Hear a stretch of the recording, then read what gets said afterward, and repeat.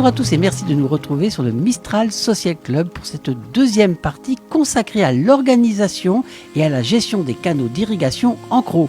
Nous retrouvons Marilène Bonfillon, auteure et spécialiste de la Crau et de l'histoire du canal de Craponne, qui nous rappelle comment, au fil du temps, s'est organisée la gestion quotidienne de ces canaux et quelles organisations agissent pour leur bon fonctionnement.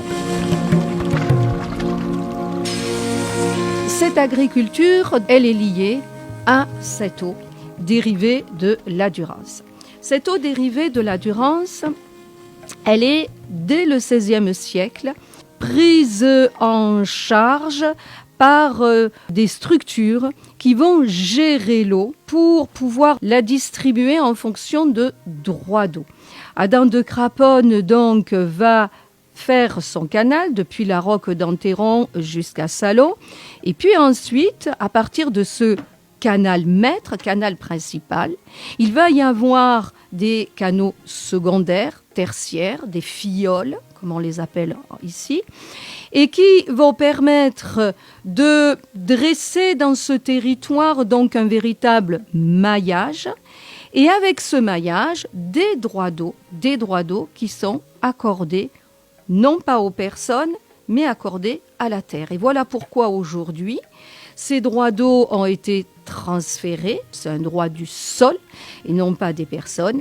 Et aujourd'hui, nous sommes héritiers de ces droits d'eau.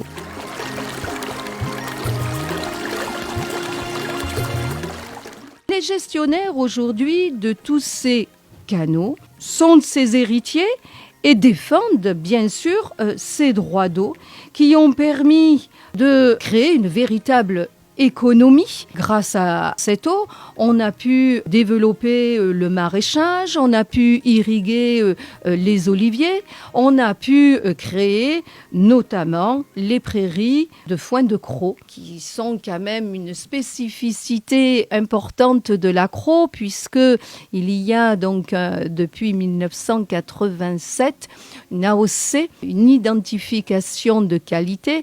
On reconnaît les bottes de foin grâce à la ficelle blanche et rouge qui donne cette image de la qualité de ce foin avec ces 3 coupes de foin dont la première destinée aux chevaux puisqu'il y a une teneur en foin bien particulière.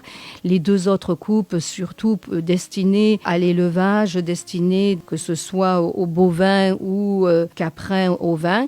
Et quant à la dernière coupe qui est mangée sur place, on appelle les herbages et qui se font donc l'hiver. C'est un système, une particularité qui fonctionne grâce à l'irrigation. Alors cette irrigation qui a permis cette agriculture, qui a construit ces nouveaux paysages, on a des parcelles de terre que l'on appelle les calans, qui ont été construits au fur et à mesure des temps.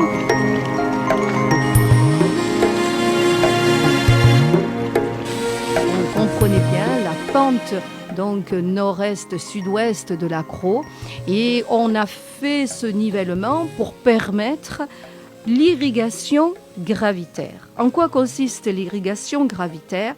C'est que la nappe d'eau doit recouvrir le champ depuis l'amont jusqu'à l'aval. Donc, il faut que le nivellement soit adapté pour qu'il n'y ait pas de lieu de ce que l'on appelle des baisses, c'est-à-dire que l'eau reste là et stagne, ou alors des lieux où on appelle des lunes, c'est-à-dire que l'eau ne monterait pas parce que le niveau serait trop élevé.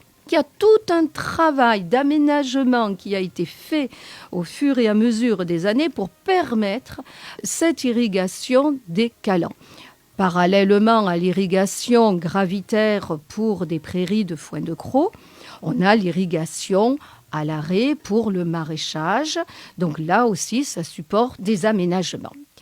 Cette eau qui est liée à la terre, au droit d'eau, elle doit suivre également une organisation, dans le sens où il faut que tout le monde puisse arroser à tour de rôle.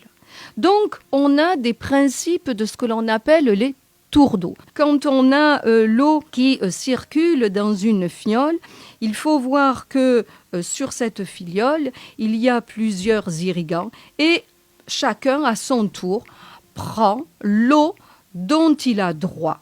Et pour cela, il y a un certain nombre de moyens. On a des martières qui permettent de couper l'eau.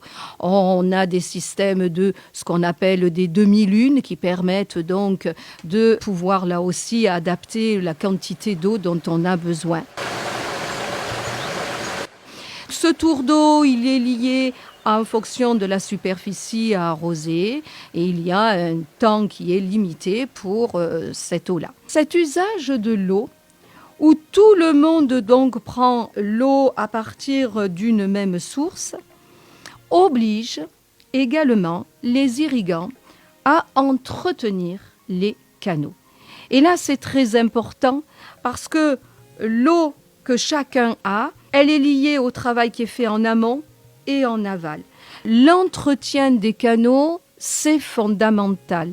C'est fondamental. Alors au départ, ce sont des canaux en terre. On a creusé des tranchées, on va dire. Mais il faut que les berges soient consolidées, qu'il n'y ait pas de débordement. Tout cela, année après année, il faut l'entretenir. Et nous avons donc l'hiver ce que l'on appelle le chômage du canal, durant lequel il faut ce que l'on appelle faire le curage, enlever les limons aux besoins qui sont là, faire ce que l'on appelle le faucardage, les herbes, les branches, le surplus qui a poussé et qui peut nuire au passage de l'eau. C'est très important l'entretien de tous ces canaux. Je vais y venir sur la fin et sur l'activité aujourd'hui. Nous avons donc des canaux qui parfois datent du XVIe siècle, mais plus tard aussi. Et cet entretien est indispensable au bon écoulement de l'eau. Aujourd'hui, ces structures d'irrigants sont gérées par ce qu'on appelle des ASA, associations syndicales autorisées. Je précise qu'il y en a qui sont encore en ASL. Moi-même, je suis présidente d'une ASL, Association syndicale libre, c'est-à-dire qu'elle n'est pas sous le contrôle de l'État. On gère, en bon père de famille, quelque part, cette organisation de l'eau avec nos modestes finances qui sont liées aux cotisations. Alors, les ASA, aujourd'hui, sont confrontés à la gestion de ces structures, au bon fonctionnement des canaux, au bon déroulement de ces tours d'eau qui existent. Et ce système des ASA, dans notre région, fonctionne de manière pyramidale. C'est-à-dire que nous avons une ASA qui va être associée à un territoire, mais elle va dépendre au-dessus d'elle d'une autre ASA. Et c'est comme cela que nous avons en lien avec les canaux principaux, canomètres, secondaires, tertiaires. Et les ASA, c'est un petit peu ce système-là de pyramidal qu'il faut essayer de visualiser. Les ASA aujourd'hui sont confrontés à l'entretien des canaux. C'est un coût toujours de plus en plus important. Et l'entretien des canaux se fait au moyen des cotisations. Qui sont ceux qui payent les cotisations? Ce sont les irrigants, ce sont les agriculteurs, qui sont les principaux usagers de cette eau. Et quand on met en parallèle la situation économique, quand on regarde le prix du foin, le prix des tomates, des cerises, que sais-je, on ne peut pas non plus monter excessivement le prix de l'eau parce que sinon on n'arrive pas donc à continuer à cultiver. Les ASA n'ont pas forcément des aides, des subventions, il faut faire des schémas directeurs, il faut faire des études, ça suppose de l'ingénierie qu'ils n'ont pas forcément. Justement, à l'heure d'aujourd'hui où on demande de faire des économies d'eau, pourquoi pas? Mais il faudrait que les ASA bénéficient d'aides pour pouvoir établir des études sur leurs canaux et avoir justement des aides financières pour pouvoir entretenir véritablement ces canaux. Si on regarde en pleine Crau, on a eu un désastre avec l'effondrement d'un canal parce que ça faisait des années que la ZAD de la Crau, là-bas, n'avait pas mis suffisamment de moyens financiers pour l'entretenir et le canal s'est effondré. Donc c'est catastrophique parce que les irrigants n'ont pas pu avoir l'eau, ça a été coupé à ce moment-là. Un sujet majeur aujourd'hui, trouver les finances pour entretenir ces canaux. Il faut voir aussi une chose, c'est que l'eau qui circule dans ces canaux, j'ai dit que les irrigants suivaient le tour d'eau, mais en amont, les quantités d'eau qui circulent, qui sont véhiculées par tous ces canaux, sont dictées par ce que l'on appelle la commission exécutive de Durance. En 1907, c'était une période très difficile puisque les Vauclusiens et les Bouches-du-Rhône se disputaient l'eau. Et c'est comme cela qu'une loi a été mise en place pour dire, voilà, on va essayer de se partager au mieux l'eau. Donc vous voyez, aujourd'hui on parle de partage de l'eau, d'usage de l'eau, mais ce n'est pas nouveau. 1907, on a créé cette commission exécutive de Durance qui avait pour but de dire, voilà, les quantités d'eau qui vont dans le Vaucluse, les quantités d'eau qui vont dans les Bouches-du-Rhône par la voie de tous ces canaux. Et aujourd'hui encore, cette commission exécutive de Durance, c'est elle qui gère donc ce partage de l'eau. Avec une différence aujourd'hui, c'est que l'eau, elle est véhiculée en amont par le canal EDF. La loi de 1955, avec l'aménagement de la Basse-Durance, a permis la création, donc la construction de ce canal EDF et surtout cet immense château d'eau qui est donc le lac de Serre-Ponçon.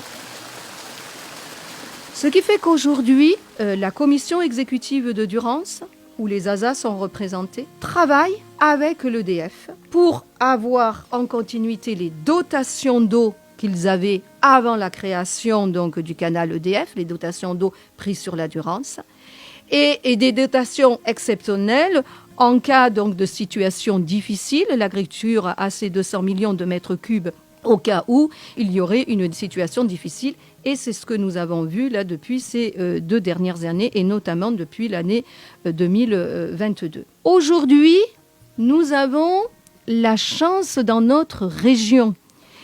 Et je dis que nous sommes un peu un modèle par rapport à d'autres régions qui ont eu pendant longtemps un climat océanique avec beaucoup de pluviométrie, avec peu de problèmes de manque d'eau. Nous avons depuis longtemps dû gérer cette absence d'eau. Nous avons la chance d'avoir un certain nombre d'aménagements. Et ce lac de Serre-Ponçon, cet aménagement de la Basse-Durance, fonctionne comment ? Il fonctionne à partir de ce château d'eau. C'est lié à l'enneigement, l'idée étant de garder dans ce lac l'eau qui sera indispensable, non seulement pour la production d'énergie électrique, mais également tous les autres usages, comme celui de l'agriculture dont je parlais tout à l'heure. Merci Marilène Bonfillon pour toutes ces informations. Nous vous retrouverons pour une 3e partie sur les enjeux autour du système d'irrigation en Crau. En attendant de vous retrouver à la fête de l'eau qui se déroulera à Salon du 2 septembre au 10 octobre prochain et à laquelle Mistral Club est partenaire, nous vous invitons à déguster sans modération un grand verre d'eau.